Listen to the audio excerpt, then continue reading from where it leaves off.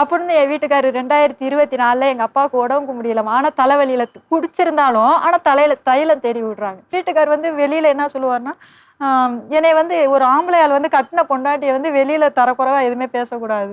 ஆனா அந்த விதத்துல வந்து என் வீட்டுக்காரர் வந்து என்னைய விட்டு குடுத்துட்டாருன்னு. அதான் எனக்கு ரொம்ப வந்து மனசளவுல ஒரு என்னைய அடிச்சிருந்தாரு, முதுகெலும்பு ஒடிஞ்சது.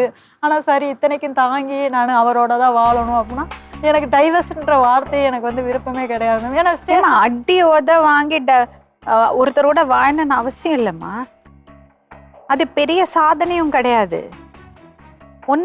உனக்கு மரியாதை கொடுக்காதவர், உன்னை மதிக்காதவர் கூட எதுக்கு வாழணும்? அது பெரிய ஒரு பெண்ணுன்னா கணவர் கூட இருக்கணும், நான் டைவர்ஸ் பத்தி யோசிக்க மாட்டேன்னு பெருமையா சொல்லாதே. எதுக்கு நீ இப்படி அனுபவிக்கணும்?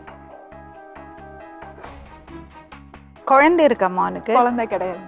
ஃபர்ஸ்ட் வந்து திருப்பூர்ல தான் ஒரு பொண்ணோட பேச்சுவார்த்தை. அப்பயிலே எங்க அத்தை அம்மா இது எவ்வளோ பெரிய கொடுமைம்மா. இத்தனை பேரோட நான் அவரை சப்போர்ட் பண்ணிட்டு இருக்கேன்.